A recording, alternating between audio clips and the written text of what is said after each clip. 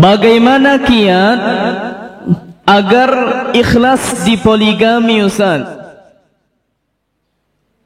Ana menginginkan, ya mantap pertanyaannya ya. Ana menginginkan zauj untuk suami, maksudnya untuk berpoligami dengan niat salah satunya, maksudnya istri ini berniat agar ana memiliki teman di rumah. Mantap kan? Baik. Namun terkadang keinginan itu hilang timbul akibat memikirkan kecemburuan ana suatu hari nanti. Jadi bagaimana ana seharusnya? Barakallahu fika fik. Barakallah. Pertama begini. Keikhlasan ini akan muncul kalau kita paham betul syariat itu apa. Kalau itu syariat manusia berarti ya kita mungkin tidak akan ikhlas. Karena kalau syariat manusia berarti keperasaan. Mengukur keperasaan, siapa yang mau mengukur? Maksudnya di madu. Tapi kalau kita kembalikan dia kepada syariat Allah Subhanahu wa taala, dan itu dilakukan oleh orang-orang yang jauh lebih baik seperti dilakukan oleh Nabi, dilakukan oleh sahabat yang khusus selain daripada Nabi. Selain daripada Nabi, tidak boleh lebih dari 4 sekali pakai. Dan itu dilakukan oleh Abu Bakar As-Siddiq radhiyallahu anhu, dilakukan oleh Utsman. Maka kalau syariatnya begitu, maka boleh bagi lelaki yang insyaAllah ta'ala berazam untuk adil dalam pembagian zahir nafkah, maka boleh bagi dia untuk poligami. Berarti kalau dia ada di ayat, ada di hadis dan dilakukan oleh Nabi, dilakukan oleh sahabat, dilakukan oleh tabi'in, dilakukan oleh para ulama, maka yang seperti ini dia bagian dari syariat Allah Subhanahu wa ta'ala.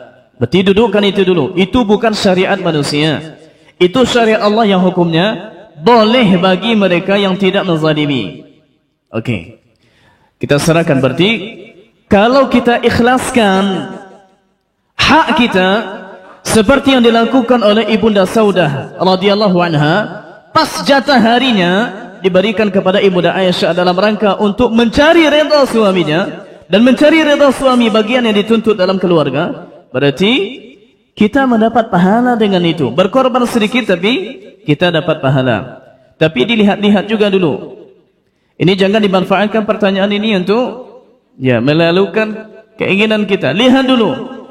Betulkah kita ini orang yang memang sudah bisa untuk adil dan awak bisa mengukur? Jangan diukur dengan hawa nafsu. Kalau diukurkan hawa nafsu, sudah jelas kita lantang mengatakan saya adil. Dan tidak sedikit kasus dalam masalah ini yang memang pecah keluarga pertama gara-gara nambah satu lagi.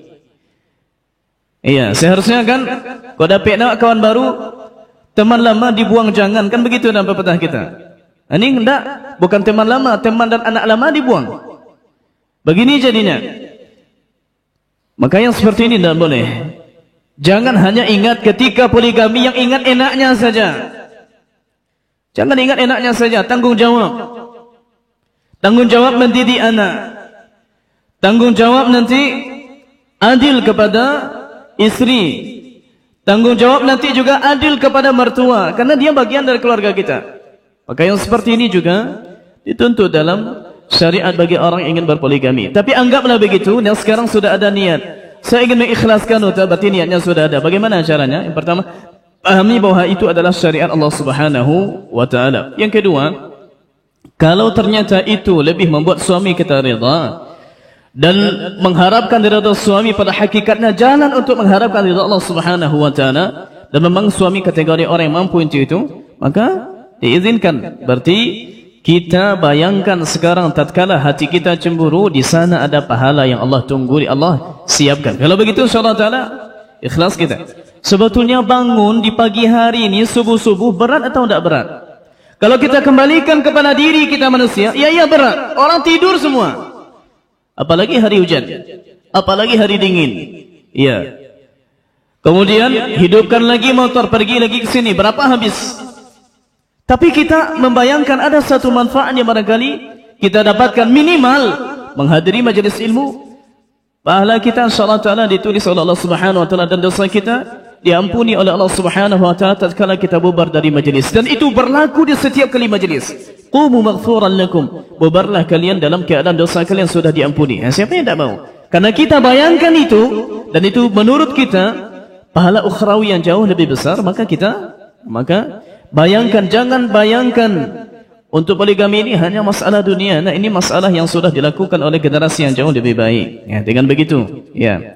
Dan nanti insyaallah taala akan bayangkan juga akan ada pekerjaan di rumah yang tidak mampu lagi kita lakukan sendiri. Nah, ketika ada kawan saling bantu. Ya, tolong sapukan rumah, tolong mandikan anak. Kalau ternyata, dan memang saya pernah berkali-kali bertanya kepada jemaah, saya pernah bilang, saya tidak yakin ada ibu-ibu yang siap dimadu. Suatu kali saya ceramah di Mukhlisin.